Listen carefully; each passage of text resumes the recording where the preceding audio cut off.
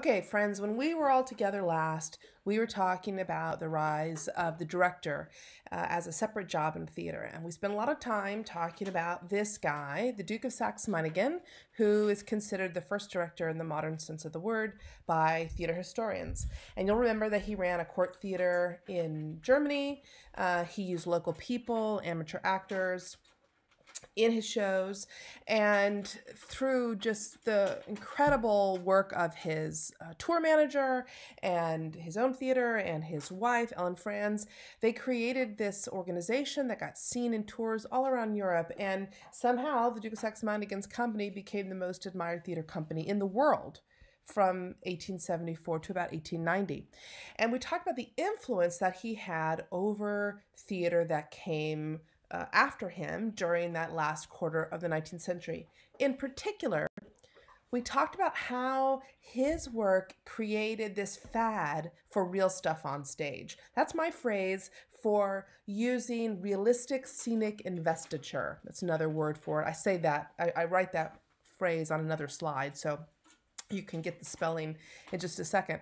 But that's the real stuff on stage is the phrase I use to describe this literalism that you see in this picture from Salvation Knell. Really having fruits and vegetables on stage, having that laundry hanging up there, and the awning and the window and things on the shelves behind the window. It's just so detailed and so literal. And I like to use the word real stuff on stage instead of calling this realism, because the play isn't realistic. The acting isn't realistic, right? We don't want to confuse our vocabulary too much. So I'm just going to call this literal scenic investiture or real stuff on stage. And the Duke of Saxe-Meiningen made real stuff on stage really popular, right? He did other things too, like create the need for a director by the emphasis his productions placed on rehearsal, on ensemble, on unity of visual impact. All that created the need for a director. But the part of it that we're tracking in this little lecture today is that he helped to encourage the fad for real stuff on stage.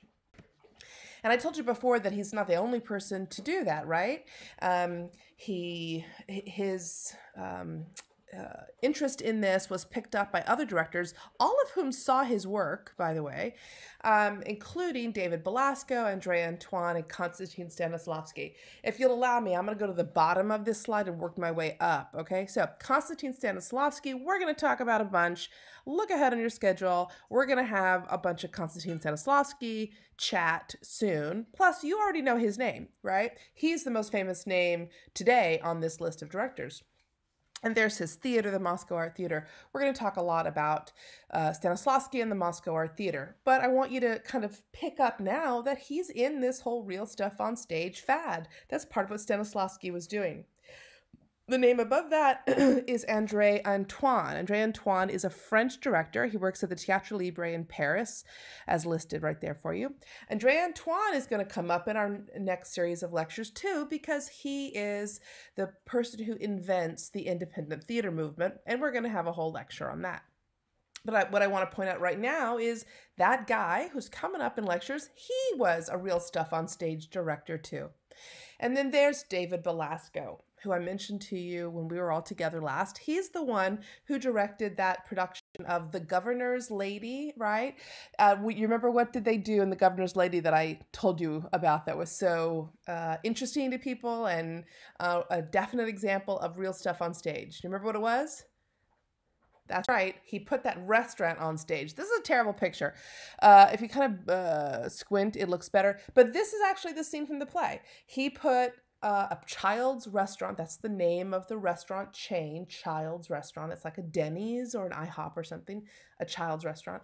He put one on stage, and he bought all the things you needed to actually open a Child's Restaurant. He bought all the equipment, the tables, and the decor, and he made one of the restaurants and put it on stage. Why? Just so that the last scene, actually the epilogue of this play, The Governor's Lady, could appear in a really cool location and be very interesting scenery, because David Belasco liked real stuff on stage directing.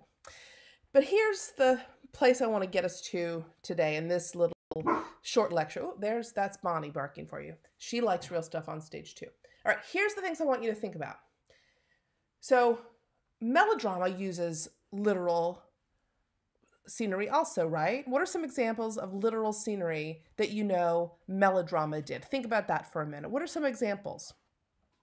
All right, you got a couple in your mind from the Octoroon or from research you did for your diorama paper. You're thinking of some literal type scenery in melodrama. Okay, now let me ask you, does that scenery make a melodrama realistic? Right, right. Does putting realistic scenery onto, let's say, Midsummer Night's Dream, let's say we make the trees in Midsummer Night's Dream literal.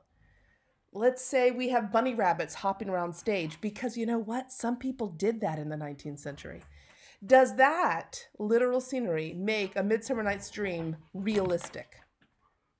Right. Okay, so ask yourself, what makes a play realistic? If it's not the scenery, what is it that makes you, or you think other people too, look at or receive a play in its totality in performance and say that is realistic?